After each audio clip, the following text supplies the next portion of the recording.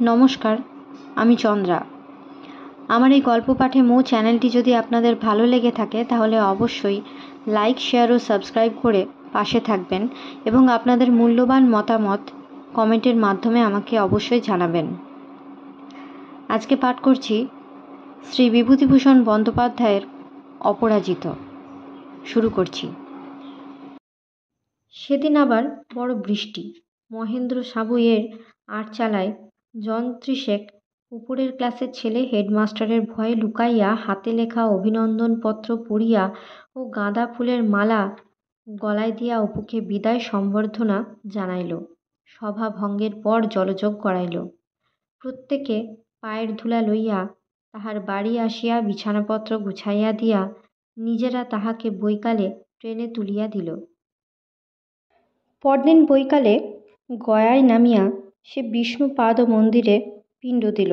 ভাবিল, আমি এসব মানি বা না মানি, কিন্তু সবটুকু তো জানি নে, যদি কিছু থাকে বাপ মায়ের উপকারে লাগে। পিণ্ড দিবার সময় ভাবিয়া ভাবিয়া ছেলেবেলায় বা পরে যে যেখানে মারা গিয়াছে বলিয়া জানা ছিল তাহাদের সকলেরই উদ্দেশ্যে পিণ্ড দিল। এমনকি পিসিমা ইন্দির ঠাকরুনকে সে মনে করিতে না পারিলেও দিদির মুখে শুনিয়াছে তার উদ্দেশ্যে আতুরি ডাইনি বুড়ির উদ্দেশ্যেও। বৈকালে বুদ্ধগয়া দেখিতে গেল। অপুর যদি কাহারও উপরে শ্রদ্ধা থাকে তবে তাহার আবাল্য শ্রদ্ধা এই সত্যদ্রষ্টা মহাসন্ন্যাসীর উপর। ছেলের নাম তাই সে রাখিয়াছে অমিতাভ। বামে ক্ষীণস্রোতা ফল্গু কটা রঙের বালুশয্যায় ক্লান্ত দেহ এলাইয়া দিয়াছে। ওপারে হাজারিবাগ জেলার সীমান্তবর্তী পাহাড় শ্রেণী। সারা পথে ভারী সুন্দর ছায়া, গাছপালা, পাখির ডাক, ঠিক যেন বাংলাদেশ। সোজা বাঁধানো রাস্তাটি ফল্গুর ধারে ধারে ডালপালার ছায়ায় ছায়ায় চলিয়াছে। সারা পথ অপু স্বপ্নাভিভূতের মতো এক্কার উপরে বসিয়া রহিল। একজন হাল ফ্যাশনের কাপড় পরা তরুণী মহিলা ও সম্ভবত তাহার স্বামী মোটরে বুদ্ধগয়া হইতে ফিরিতেছেন। অপু ভাবিল, হাজার হাজার বছর পরেও এ কোন নূতন যুগের ছেলে মেয়ে প্রাচীনকালের সেই পীঠস্থানটি এমন সাগ্রহে দেখিতে আসিয়াছিল। মনে পড়ে সেই অপূর্ব রাত্রি, নবজাত শিশুর চাঁদ মুখ, ছন্দক, গয়ার জঙ্গলে দিনের পর দিন সে কি কঠোর তপস্যা। কিন্তু এ মোটর গাড়ি শতাব্দীর ঘন অরণ্য পার হইয়া এমন একদিন নামিয়াছে পৃথিবীতে, পুরাতনের সবই চূর্ণ করিয়া উল্টাইয়া পাল্টাইয়া নবযুগের পত্তন করিয়াছে। রাজা শুদ্ধোধনের কপিলাবস্তুও মহাকালের স্রোতের মুখে ফেনার ফুলের মতো কোথায় ভাসিয়া গিয়াছে, কোনো চিহ্নও রাখিয়া যায় নাই। কিন্তু তাহার দিগ্বিজয়ী পুত্র দিকে দিকে যে বৃহত্তর কপিলাবস্তুর অদৃশ্য সিংহাসন প্রতিষ্ঠা করিয়া গিয়াছেন, তাহার প্রভুত্বের নিকট এই ২৫০০ বৎসর পরেও কে না মাথা নত করিবে। গয়া হইতে পরদিন সে দিল্লি এক্সপ্রেসে চাপিল, একেবারে দিল্লির টিকিট কাটিয়া। পাশের বেঞ্চিতেই একজন বাঙালি ভদ্রলোক ও তাহার স্ত্রী যাইতেছিলেন। কথায় কথায় ভদ্রলোকটির সঙ্গে আলাপ হইয়া গেল। গাড়িতে আর কোনো বাঙালি নাই। কথাবার্তার সঙ্গী পাইয়া তিনি খুব খুশি। অপুর কিন্তু বেশি কথাবার্তা ভালো লাগিতেছিল না। এরা এই সময়ে এত বক বক করে কেন? মারোয়ারি দুটি তো সাসারাম হইতে নিজেদের মধ্যে বকুনি শুরু করিয়াছে, মুখের আর বিরাম নাই। খুশি ভরা উৎসুক ব্যগ্র মনে সে প্রত্যেক পাথরের নুড়িটি গাছপালাটি লক্ষ্য করিয়া চলিয়াছে। বাম দিকের পাহাড় শ্রেণীর পেছনে সূর্য অস্ত গেল। সারাদিন আকাশটা লাল হইয়া আছে। আনন্দের আবেগে সে দ্রুতগামী গাড়ির দরজা খুলিয়া দরজার হাতল ধরিয়া দাঁড়াইতেই ভদ্রলোকটি বলিয়া উঠিলেন, পড়ে যাবেন, পাদানিতে স্লিপ করলেই। বন্ধ করুন মশাই। অপু হাসিয়া বলিল, বেশ লাগে কিন্তু, মনে হয় যেন উড়ে যাচ্ছি। গাছপালা, খাল, নদী, পাহাড়, কাঁকড় ভরা জমি, গোটা শাহাবাদ জেলাটা তাহার পায়ের তলা দিয়া পালাইতেছে। অনেক দূর পর্যন্ত সোন নদের বালুর চড়া জ্যোৎস্নায় অদ্ভুত দেখাইতেছে। নীলনদ, ঠিক এটা যেন নীলনদ। ওপারে 7-8 মাইল গাধার পিঠে চড়িয়া গেলে ফেরাও রামেসিসের তৈরি আবু সিম্বলের বিরাট পাষাণ মন্দির। ধূসর অস্পষ্ট কুয়াশায় ঘেরা মরুভূমির মধ্যে অতীতকালের বিস্তৃত দেবদেবীর মন্দির, এপিস, আইসিস, হোরাস, হাথর, রা।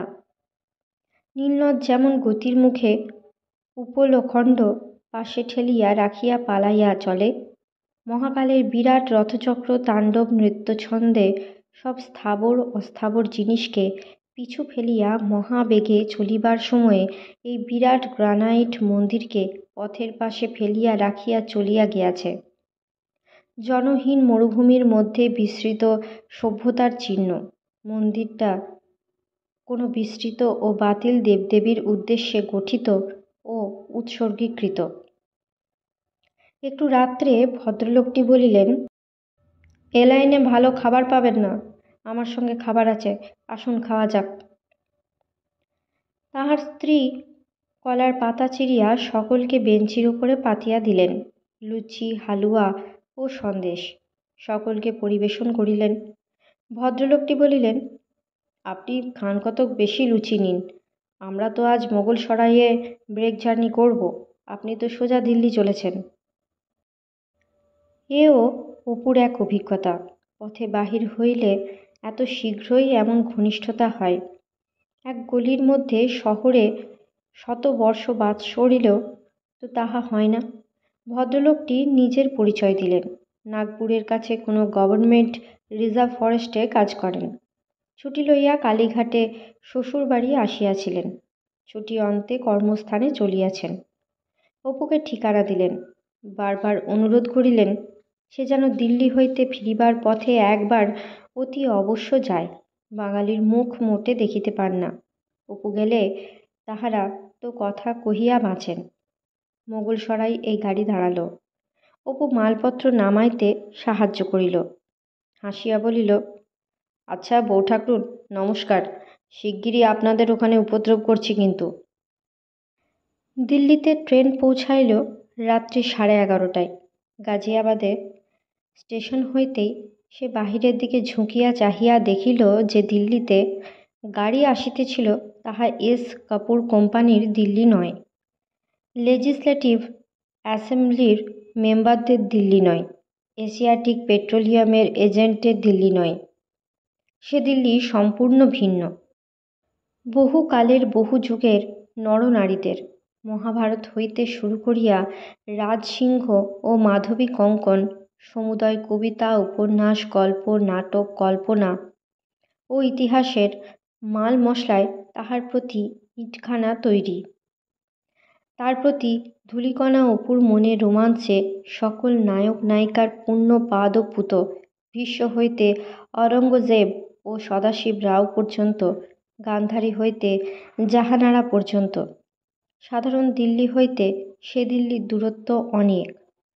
দিল্লি হনৌজ দূর অস্ত, বহুদূর, বহু শতাব্দীর দূর পারে সে দিল্লি কেহ দেখে নাই।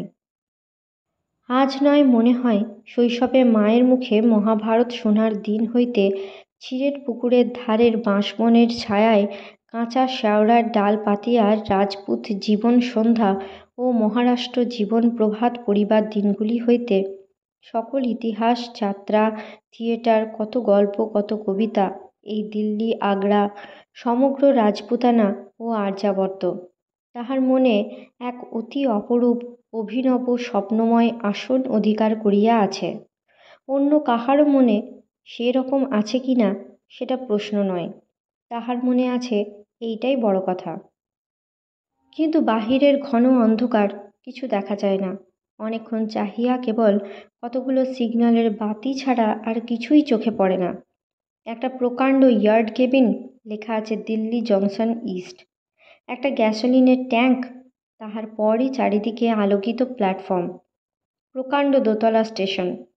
সেই Pears soap, Keating's powder, Halls distemper, লিপটনের চা, আব্দুল আজিজ হাকিমের রৌসনে সেকাত উৎকৃষ্ট দাদের কলম। নিজের ছোট ক্যানভাসের সুটকেস ও ছোট বিছানাটা হাতে লইয়া অপু স্টেশনে নামিল। রাত অনেক, শহর সম্পূর্ণ অপরিচিত। জিজ্ঞাসা করিয়া জানিল ওয়েটিং রুমের দোতলায় রাত্রি সেখানে কাটানোই নিরাপদ মনে হইল। সকালে উঠিয়া জিনিসপত্র স্টেশনে জমা দিয়া সে বাহিরে আসিয়া দাঁড়াইল। অর্ধ মাইলব্যাপী দীর্ঘ শোভাযাত্রা করিয়া সুসজ্জিত হস্তিপৃষ্ঠে সোনার হাওদায় কোনো শাহজাদি নগর ভ্রমণে বাহির হইয়াছেন কি? দুধারে আবেদনকারী ও ওমরাও দল আভূমি তসলিম করিয়া অনুগ্রহ ভিক্ষার অপেক্ষায় করজোড়ে খাড়া আছে কি? নব আগন্তুক নরেন্দ্রনাথ পাতসা বেগমের কোন সরাইখানায় ধূমপানরত বৃদ্ধ পারস্য দেশীয় শেখের নিকট পথের কথা জিজ্ঞাসা করিয়াছিল? কিন্তু এ যে একেবারে কলকাতার মতোই সব, এমনকি মণিলাল জুয়েলার্সের বিজ্ঞাপন পর্যন্ত। দুজন লোক কলিকাতা হইতে বেড়াইতে আসিয়াছিল। টাঙ্গা ভাড়া সস্তা পড়িবে বলিয়া তাহারা সঙ্গে লইবার প্রস্তাব করিল। কুতবের পথে একজন বলিল, মশাই, আরও বার দুই দিল্লি এসেছি। কুতবের মুরগির কাটলেট, আহ, সে যা জিনিস! খাননি কখনো না? চলুন, 1 ডজন কাটলেট অর্ডার দিয়ে তবে উঠব কুতুব মিনারে। বাল্যকালে দেওয়ানপুরে পড়িবার সময় পুরনো দিল্লির কথা পড়িয়া তাহার কল্পনা করিতে গিয়া বারবার স্কুলের পাশের একটা পুরাতন ইটখোলার ছবি অপুর মনে উদয় হইত। আজ অপু দেখিল পুরাতন দিল্লি বাল্যের সে ইটের পাঁজাটা নয়। কুতুব মিনার নতুন দিল্লি শহর হইতে যে এত দূর তাহা সে ভাবে নাই। তদুপরি সে দেখিয়া বিস্মিত হইল এই দীর্ঘ পথের দুধারে মরুভূমির মতো অনুর্বর কাঁটাগাছ ও ফণিমনসার ঝোপে ভরা রুদ্র দগ্ধ প্রান্তরের এখানে ওখানে সর্বত্র ভাঙা বাড়ি, মিনার, মসজিদ, কবর, খিলান, দেওয়াল। 7টা প্রাচীন মৃত রাজধানীর মুখ কঙ্কাল পথের দুধারে উঁচু নিচু জমিতে বাবলা গাছ ও ক্যাকটাস গাছের ঝোপঝাড়ের আড়ালে হৃত গৌরব নিস্তব্ধতায় আত্মগোপন করিয়া আছে।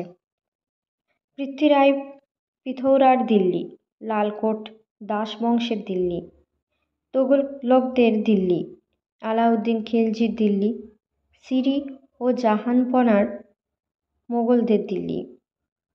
অপু জীবনে এরকম দৃশ্য দেখে নাই, কখনো কল্পনাও করে নাই। সে অবাক হইল, অভিভূত হইল, নীরব হইয়া গেল, গাইড বুক উল্টাইতে ভুলিয়া গেল, ম্যাপের নম্বর মিলাইয়া দেখিতে ভুলিয়া গেল। মহাকালের এই বিরাট শোভাযাত্রা একটার পর একটা বায়োস্কোপের ছবির মতো চলিয়া যাইবার দৃশ্যে সে যেন সদ্বিদ হারাইয়া পড়িল। আরও বিশেষ হইল এই জন্য যে মন তাহার নবীন আছে, কখনো কিছু দেখে নাই, চিরকাল আস্তাকুড়ের আবর্জনায় কাটাইয়াছে, অথচ মন হইয়া উঠিয়াছে সর্বগ্রাসী বুভুক্ষ। আজ সে যাহা দেখিতেছিল তাহা যেন বাহিরের চোখটা দিয়া নয়, সে কোনো তীক্ষ্ণদর্শী তৃতীয় নেত্র, যেন না খুলিলে বাহিরের চোখের দেখাটা নিষ্ফল হইয়া যায়। ঘুরিতে ঘুরিতে দুপুরের পর সে গেল কুতুব হইতে অনেক দূরে গিয়াসউদ্দিন তোগলকের অসমাপ্ত নগর তোগলকাবাদে। গ্রীষ্ম দুপুরের খড় রৌদ্রে তখন চারিধারের ঊষর ভূমি আগুনরাঙা হইয়া উঠিয়াছে। দূর হইতে তোগলকাবাদ দেখিয়া মনে হইল যেন কোনো দৈত্যের হাতে গাঁথা এক বিরাট পাষাণ দুর্গ। তৃণবিরল ঊষর ভূমি, পত্রহীন বাবলা ও কণ্টকময় ক্যাকটাসের পটভূমিতে খড়রৌদ্রে সে যেন এক বর্বর অসুর বীর্য সুউচ্চ পাষাণ দুর্গ প্রাচীর হইতে সিন্ধু কাতিয়াবার মালব পাঞ্জাব সারা আর্যাবর্তকে ভ্রূকুটি করিয়া দাঁড়াইয়া আছে। কোথাও সূক্ষ্ম কারুকার্যের প্রচেষ্টা নাই বটে, নিষ্ঠুর বটে, রুক্ষ বটে, কিন্তু সবটা মিলিয়া এমন বিশালতার সৌন্দর্য, পৌরুষের সৌন্দর্য, বর্বরতার সৌন্দর্য, যা মনকে ভীষণভাবে আকৃষ্ট করে, হৃদয় করে বজ্রমুষ্টিতে আঁকড়াইয়া ধরে।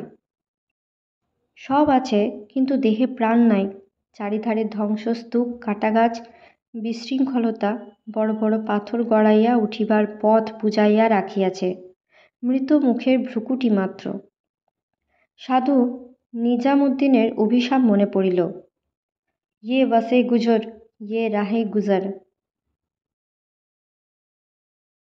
চবুতরার উপরে যখন সে দাঁড়াইয়া, হি, কি মুশকিল, কি অদ্ভুতভাবে নিশ্চিন্দিপুরে সেই বনের ধারে ছিঁড়ে পুকুরটা এ দুর্গের সঙ্গে জড়িত হইয়া আছে।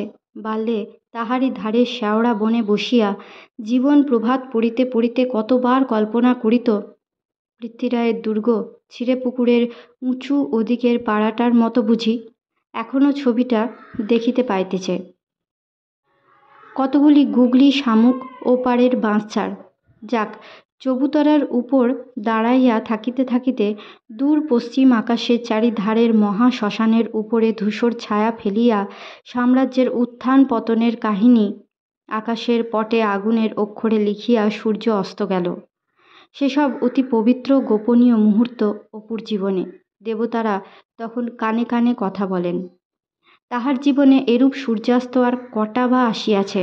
ভয় ও বিস্ময় দুইই হইল। সারা গায়ে যেন কাঁটা দিয়া উঠিল। কি অপূর্ব অনুভূতি! জীবনের চক্রবাল নেমি একদিন যে কত ছোট পরিসর ছিল আজকার দিনটির অপু তাহা জানিত না। নিজামুদ্দিন আউলিয়ার মসজিদ প্রাঙ্গণে সম্রাট দুহিতা জাহানারার তৃণাবৃত পবিত্র কবরের পাশে দাঁড়াইয়া মসজিদ দ্বারে কৃত 2-4 পয়সার গোলাপ ফুল ছড়াইতে ছড়াইতে অপুর অশ্রুর বাধা মানিল না। ঐশ্বর্যের মধ্যে, ক্ষমতার দম্ভের মধ্যে লালিত হইয়াও পূর্ণবতী শাহজাদির এ দীনতা, ভাবুকতা তাহার কল্পনাকে মুগ্ধ রাখিয়াছে চিরদিন। এখনও যেন বিশ্বাস হয় না যে সে যেখানে দাঁড়াইয়া আছে সেটা সত্যই জাহানারার কবরভূমি। পরে সে মসজিদ হইতে একজন প্রৌঢ় মুসলমানকে ডাকিয়া আনিয়া কবরের শিরদেশের মার্বেল ফলকের সেই বিখ্যাত ফার্সি কবিতাটি দেখাইয়া বলিল, মেহরবানি করকে পড়িয়ে, হাম লিখ লেঙ্গে। প্রৌঢ়টি কিঞ্চিত বকশিসের লোভে খামখেয়ালি বাঙালি বাবুটিকে খুশি করার জন্য জোরে জোরে পড়িল, বিজুসকে কসে না পোষদ মজার ইমারা, কি কবর পোষ ই গরিবান হামিন মিগাহা বস আস্ত। পরে সে কবি আমির খসরুর কবরের উপরেও ফুল ছড়াইল। পরদিন বৈকালে শাহজাহানের লাল পাথরের কেল্লা দেখিতে গিয়া অপরাহ্নের ধূসর ছায়ায় দেওয়ানি খাসের পাশের খোলা ছাদে একখানা পাথরের বেঞ্চিতে বহুক্ষণ বসিয়া রহিল। মনে হইল এসব স্থানের জীবনধারার কাহিনী কেহ লিখিতে পারে নাই। গল্পে, উপন্যাসে, নাটকে, কবিতায় যাহা পড়িয়াছে সে সবটাই কল্পনা, বাস্তবের সঙ্গে তাহার কোনো সম্পর্ক নাই। সে জেবুন্নিসা, সে উদিপুরি বেগম, সে মমতাজ মহল, সে জাহানারা, আবাল্য যাহাদের সঙ্গে পরিচয় সবগুলিই কল্পনা সৃষ্ট প্রাণী। বাস্তব জগতের মমতাজ বেগম, উদিপুরি জেবুন্নিসা হইতে সম্পূর্ণ পৃথক। কে জানে এখানকার সেসব রহস্য ভরা ইতিহাস? মুখ যমুনা তাহার সাক্ষী আছে, গৃহভিত্তির প্রতি পাষাণখণ্ড তাহার সাক্ষী আছে, কিন্তু তাহারা তো কথা বলিতে পারে না। 3 দিন পরে সে বৈকালের দিকে কাটনি লাইনের একটা ছোট্ট স্টেশনে নিজের বিছানা ও সুটকেসটা লইয়া নামিয়া পড়িল। হাতে পয়সা বেশি ছিল না বলিয়া প্যাসেঞ্জার ট্রেনে এলাহাবাদ আসিতে বাধ্য হয়, তাই এত দেরি। কয়দিন স্নান নাই, চুল রুক্ষ উস্কো খুস্কো, জোর পশ্চিমা বাতাসে ঠোঁট শুকাইয়া গিয়াছে। ট্রেন ছাড়িয়া চলিয়া গেল। ক্ষুদ্র স্টেশন, সম্মুখে একটা ছোট্ট পাহাড়। দোকান বাজারও চোখে পড়িল না। স্টেশনের বাহিরের বাঁধানো চাতালে একটু নির্জন স্থানে সে বিছানার বান্ডিলটা খুলিয়া পাতিল। কিছুই ঠিক নাই, কোথায় যাইবে, কোথায় শুইবে। মনে এক অপূর্ব অজানা আনন্দ। শতরঞ্জির উপর বসিয়া সে খাতা খুলিয়া খানিকটা লিখিল। পরে একটা সিগারেট খাইয়া সুটকেসটা ঠেস দিয়া চুপচাপ বসিয়া রহিল। টোকা মাথায় একজন গোঁড় যুবককে কাঁচা শালপাতার পাইপ খাইতে খাইতে কৌতূহলী চোখে কাছে আসিয়া দাঁড়াইতে দেখিয়া অপু বলিল, উমেরিয়া ইহাঁ সে কিতনা দূর হোগা? প্রথমবার লোকটা কথা বুঝিল না। দ্বিতীয়বারে ভাঙা হিন্দিতে বলিল, 30 মিল। 30 মাইল রাস্তা, এখন সে যায় কিসে? মহা মুশকিল। জিজ্ঞাসা করিয়া জানিল 30 মাইল পথের দুধারে শুধু বন আর পাহাড়। কথাটা শুনিয়া অপুর ভারী আনন্দ হইল। বন? কীরকম বন? খুব ঘন? বাঘ পর্যন্ত আছে? বাহ! কিন্তু এখন কি করিয়া যাওয়া যায়? কথায় কথায় গোঁড় লোকটি বলিল, 3 টাকা পাইলে সে নিজের ঘোড়াটা ভাড়া দিতে রাজি আছে। অপু রাজি হইয়া ঘোড়া আনিতে বলাতে লোকটা বিস্মিত হইল। আর বেলা কতটুকু আছে? এখন কি জঙ্গলের পথে যাওয়া যায়? অপু নাছোড়বান্দা। সামনের এই সুন্দর জ্যোৎস্না ভরা রাত্রে জঙ্গলের পথে ঘোড়ায় চাপিয়া যাওয়ার একটা দুর্দমনীয় লোভ তাহাকে পাইয়া বসিল। জীবনে এ সুযোগ কটা আসে, এ কি ছাড়া যায়? গোঁড় লোকটি জানাইল আরও 1 টাকা খোরাকি পাইলে সে তল্পি বহিতে রাজি আছে। সন্ধ্যার কিছু পূর্বে অপু ঘোড়ায় চড়িয়া রওনা হইল, পেছনে মোট মাথায় লোকটা। স্নিগ্ধ রাত্রি। স্টেশন হইতে অল্প দূরে একটি বস্তি। একটা পাহাড়ি নালা বাঁক ঘুরিয়াই পথটা শালবনের মধ্যে ঢুকিয়া পড়িল। চারিধারে জোনাকি পোকা জ্বলিতেছে। রাত্রির অপূর্ব নিস্তব্ধতা, ত্রয়োদশীর চাঁদের আলো শালপলাশের পাতার ফাঁকে ফাঁকে মাটির উপরে যেন আলো আঁধারের বুটি কাটা জাল বুনিয়া দিয়াছে। অপু পাহাড়ি লোকটার নিকট হইতে একটা শালপাতার পাইপ ও সে দেশি তামাক চাহিয়া লইয়া ধরিয়া লইল, কিন্তু 2 টান দিতেই মাথা কেমন ঘুরিয়া উঠিল। শালপাতার পাইপটা ফেলিয়া দিল। বন সত্যই ঘন, পথ আঁকাবাঁকা, ছোট ঝর্ণা এখানে ওখানে, উপল বিছানো পাহাড়ি নদীর তীরে ছোট ফার্নের ঝোপ, কি ফুলের সুবাস, রাত্রিচর পাখির ডাক। নির্জনতা, গভীর নির্জনতা। মাঝে মাঝে সে ঘোড়াকে ছুটাইয়া দেয়। ঘোড়া চড়া অভ্যাস তাহার অনেক দিন হইতে আছে। বাল্যকালে মাঠের ছুটা ঘোড়া ধরিয়া কত চড়িয়াছে। চাপদানিতেও ডাক্তারবাবুটির ঘোড়ায় প্রায় প্রতিদিনই চড়িত। সারা রাতটি চলিয়া সকাল 7:30টায় উমেরিয়া পৌঁছিল। একটা ছোট গ্রাম, পোস্ট অফিস, ছোট বাজার ও কয়েকটা গালার আড়ত। ফরেস্ট রেঞ্জার ভদ্রলোকটির নাম অবনীমোহন বসু। তিনি তাহাকে দেখিয়া বিস্মিত হইলেন। আসুন আসুন, আপনি পত্র দিলেন না, কিছু না। ভাবলুম বোধহয় এখনো আসবার দেরি আছে। এতটা পথ এলেন, রাতারাতি, ভয়ানক লোক তো আপনি। পথেই একটা ছোট নদীর জলে স্নান করিয়া চুল আঁচড়াইয়া সে ফিটফাট হইয়া আসিয়াছে। তখনই চা খাবারের বন্দোবস্ত হইল। অপু লোকটিকে নিজের মানিব্যাগ শূন্য করিয়া 4 টাকা দিয়া বিদায় করিল। দুপুরের আহারের সময় অবনীবাবুর স্ত্রী দুজনকে পরিবেশন করিয়া খাওয়াইলেন। অপু হাসি মুখে বলিল, এখানে আপনাদের জ্বালাতন করতে এলুম বৌঠাকরুন। অবনীবাবুর স্ত্রী হাসিয়া বলিলেন, না এলে দুঃখিত হতাম। আমরা কিন্তু জানি আপনি আসবেন। কাল ওকে বলছিলাম আপনার আসবার কথা। এমনকি আপনার থাকবার জন্য সাহেবের বাংলোটা ঝাড় দিয়ে ধুয়ে রাখার কথাও হলো। ওটা এখন খালি পড়ে আছে কি না? এখানে আর কোনো বাঙালি কি অন্য কোনো দেশের শিক্ষিত লোক নিকটে নেই? অবনীবাবু বলিলেন, আমার এক বন্ধু খুড়িয়ার পাহাড়ে তামার খনির জন্য প্রসপেক্টিং করছেন। Mister Roychowdhury, geologist. বিলেতে ছিলেন অনেক দিন। তিনি ওইখানে তাঁবুতে আছেন। মাঝে মাঝে তিনি আসেন। অল্প দিনেই ইহাদের সঙ্গে কেমন একটা সহজ মধুর সম্বন্ধ গড়িয়া উঠিল, যাহা কেবল এই সব স্থানে এই সব অবস্থাতেই সম্ভব। কৃত্রিম সামাজিকতার হুমকি এখানে মানুষের সঙ্গে মানুষের স্বাভাবিক বন্ধুত্বের দাবিকে ঘাড় গুঁজিয়া থাকিতে বাধ্য করে না বলিয়াই। একদিন বসিয়া বসিয়া সে খেয়ালের বশে কাগজে একটা কথকতার পালা লিখিয়া ফেলিল। সেদিন সকালে চা খাইবার সময় বলিল, দিদি, আজ ওবেলা আপনাদের একটা জিনিস শোনাব। অবনীবাবুর স্ত্রীকে সে দিদি বলিতে শুরু করিয়াছে। তিনি সাগ্রহে বলিলেন, কি কি বলুন না, আপনি গান জানেন না? আমি অনেক দিন ওকে বলেছি আপনি গান জানেন। গানও গাইব, কিন্তু একটা কথকতার পালা শোনাব। আমার বাবার মুখে শোনা জড়ভরতের উপাখ্যান।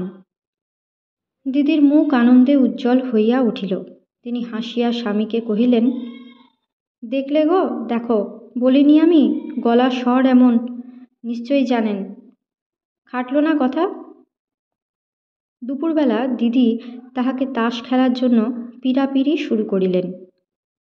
লেখা এখন থাক, তাস জোড়াটা না খেলে খেলে পোকায় কেটে দিলে।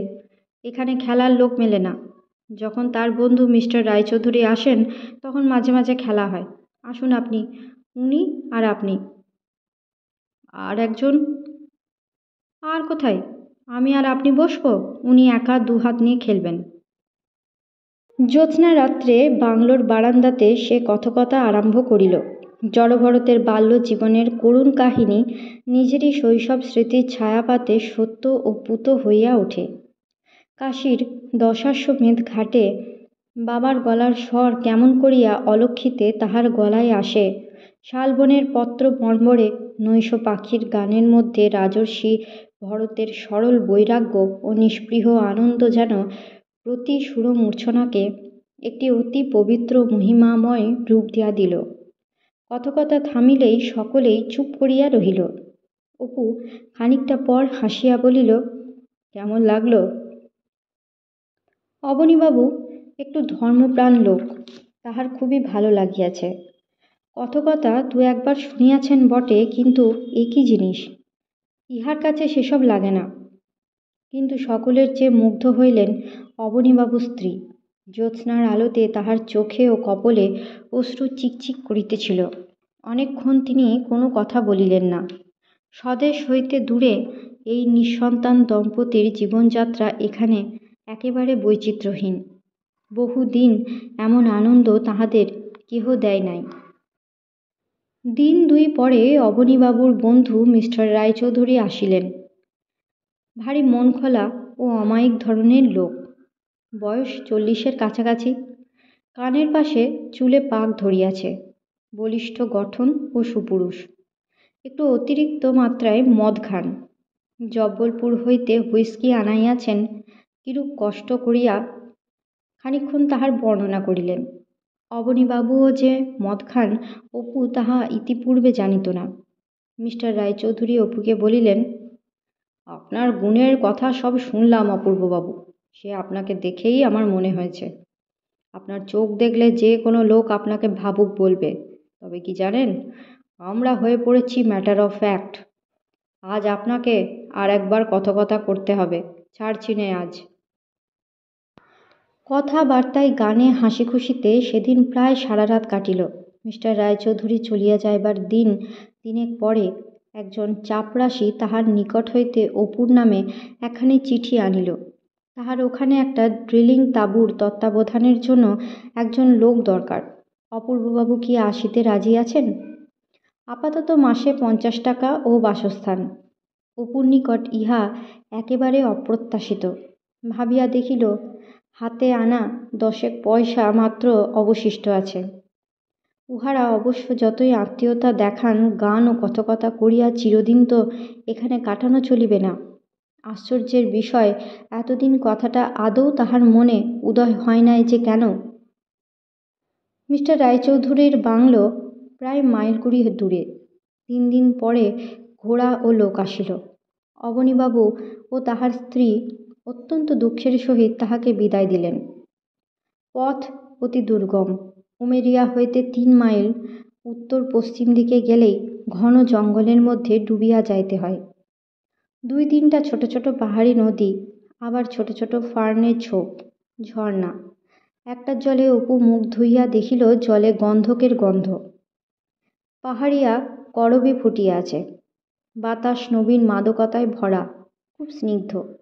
এমনকি যেন একটু গা শিরশির করে এই চৈত্র মাসেও।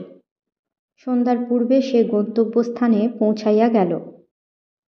খনির কার্যকারিতা ও লাভালাভের বিষয় এখনও পরীক্ষাধীন।